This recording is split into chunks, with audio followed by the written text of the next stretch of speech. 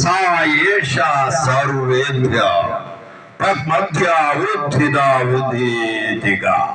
Y സർവേഭ്യ തന്മധ്യായ ഓ ഏവം ദേവ. അവൻ പാപമില്ലാത്തവനും പാപമോചനം നൽകുന്നവനുമായിരിക്കുമെന്ന് വേദങ്ങളിൽ വ്യക്തമാക്കുന്നു. ആരാണ് പ്രജാപതി? അവൻ പാപമില്ലാത്തവനായിരിക്കണം, പാപമോചനം നൽകാൻ കഴിയുന്നവനുമായിരിക്കും. അപ്പോൾ യേശുക്രിസ്തു ഇപ്രകാരം പാപമില്ലാത്തവനായി ഭൂമിയിൽ പിറക്കപ്പെട്ടു. യേശുക്രിസ്തു പാപം മോചനം നൽകുന്നവനുമാണ്. യേശുക്രിസ്തു ഇതുപോലെ പ്രബോധനവും പഠനവും നടത്തിയപ്പോൾ ഒരിക്കൽ ഒരു തളർവാദ രോഗിയുമായി കുറെ ആളുകൾ യേശുവിന്റെ അടുത്ത് വന്നു. അനേകം ആളുകൾ തിങ്ങിക്കൂടിയിരിക്കുമ്പോൾ ഈ തളർവാദ രോഗിയെ യേശുവിന്റെ അടുത്തേക്ക് എത്താൻ ഒരു നിവൃത്തിയില്ല, അത്യധികം. അപ്പോൾ അവർ ആ വീടിന്റെ മേൽക്കൂര, യേശു ഇരിക്കുന്ന മേൽക്കൂര ഇളക്കി ആ തളർവാദ രോഗിയെ അപ്പാടെ കയറോടെ കിടക്കയോടെ യേശുവിന്റെ മുമ്പിലേക്ക് ഇറക്കി കൊടുത്തു.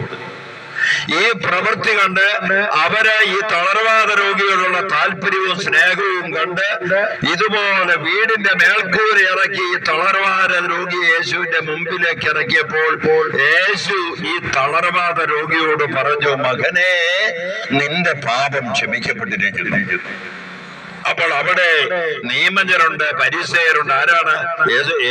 ജെറൂസലേമിലെ പുരോഹിതര്, നിയമജ്ഞര്, പരിസേയര്, അവിടുത്തെ അധികാരികളെല്ലാം ഉണ്ട് അവിടെ വന്നുകൂടിയിട്ട് യേശുവിന്റെ വാക്ക് കേൾക്കാൻ.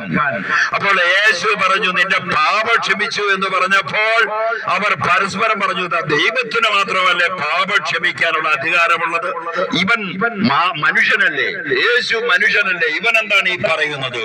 ദൈവദൂഷണമാണ് ഇവൻ പറയുന്നത് എന്ന് അവർ പറഞ്ഞു, പരസ്പരം പറയുക. അപ്പോൾ യേശു പറഞ്ഞു, ഏതാണ് എളുപ്പം? ഏതാണ് എളുപ്പം? ഈ തളർവാദ രോഗിയോട് ഞാൻ പാപം ക്ഷമിച്ചു എന്ന് പറയുന്നതാണോ, അതോ കിടക്കയെടുത്ത് വീട്ടിലേക്ക് പോകാൻ പറയുന്നതാണോ? ഏതാ എളുപ്പം? അപ്പോൾ യേശു പറഞ്ഞു, ഭൂമിയിൽ പാപം ക്ഷമിക്കാൻ മനുഷ്യപുത്രൻ, അതായത് യേശുവിന് അധികാരമുണ്ടെന്ന് ഈ ലോകം അറിയാൻ വേണ്ടി യേശു ആ തളർവാദ രോഗിയോട് പറഞ്ഞു, എഴുന്നേറ്റ് നിന്റെ കിടക്കയെടുത്ത് വീട്ടിലേക്ക് പോകുക. മേൽക്കൂര പൊളിച്ചിറക്കിയ തളർവാദ രോഗി ഇതാ നിമിഷ നേരം കൊണ്ട് ചാടി എണീറ്റ് തന്റെ കിടക്ക തോളിലേറ്റി ആളുകളുടെ മധ്യത്തിലൂടെ നടന്ന് വീട്ടിലേക്ക് പോയി. അങ്ങനെ യേശു പാപം ക്ഷമിക്കാൻ അധികാരമുള്ള ദൈവമാണെന്ന് വ്യക്തമാക്കി കൊടുത്തു. സാ യേഷാ സർവേഭ്യ